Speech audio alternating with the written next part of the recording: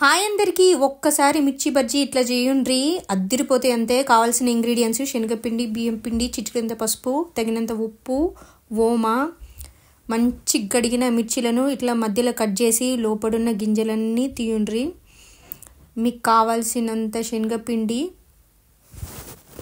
Crispiness కోసము చెంచాడంత బియ్యం పిండి, చిటికెడంత పసుపు, తగినంత ఉప్పు. కారం అయితే ఆలుగడ్డ బజ్జీ, ఎగ్ బజ్జీ, ఆనియన్ పకోడీకి మాత్రమే. ఎప్పుడైనా కానీ డైరెక్ట్గా ఇట్లా ఓమ వేయకుండా ఇట్లా చేతిలో వేసి నలిపి వేయండి. ఇట్లా వేయడం వల్ల మంచి వాసన వస్తుంది.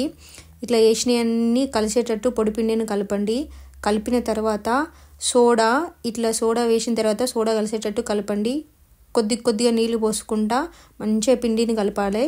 ఇంకా ఈ బ్యాటర్ కన్సిస్టెన్సీ ఇట్లా ఉండాలి. మంచిగా మిర్చికి హోల్డ్ అయ్యేటట్టుగా ఇట్లా కన్సిస్టెన్సీ అనేది చూసుకోవాలి.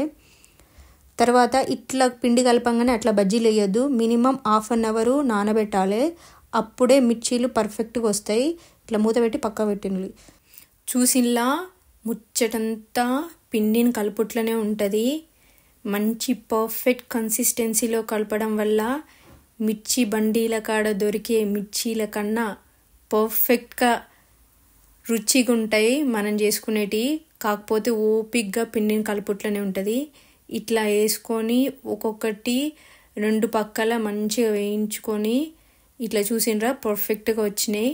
కావాలంటే వినుండ్రి ఎంత క్రిస్పీగా ఉంటాయో. ఇక ముచ్చటంతా ఇప్పుడు షురువు అవుతుంది.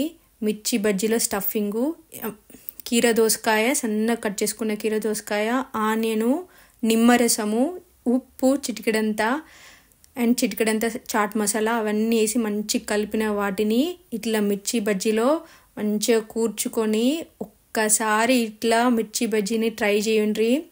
అస్సలు వదిలిపెట్టారంతే. ఎంత రుచిగా ఉంటాయంటే నేను మాటల్లో చెప్పలేను. మీరు ఒకసారి ట్రై చేయండి. ఎవరైనా ఇట్లా ట్రై చేసిండ్రా?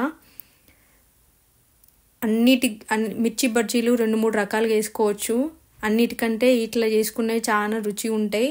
అండ్ ఎన్ని తినాలనిపిస్తుంది. మా పిల్లలకు ఇట్లనే కాకుండా సలాడ్తో కూడా అలవాటు చేసినాము. ఇట్లా సలాడ్ పెట్టుకొని కూడా తింటారు మా పిల్లలు. ఈ సలాడ్లో ఆనియన్స్, సన్నగా కట్ చేసిన ఆనియన్స్ అండ్ నిమ్మకాయ రసము, దాని తర్వాత కొంచెం అంత ఉప్పు, చిటికెడంత ఉప్పు వేసి ఇట్లా అన్నీ మిక్సీ చేసిన అందులో ఇట్లా మా పిల్లలు మిర్చి బజ్జీ మీద సలాడ్ పెట్టుకొని తింటారు. వాళ్ళైతే మస్తు ఎంజాయ్ చేస్తారు. మేము ఇట్లా సలాడ్ అలవాటు చేసినాం అన్నట్టు.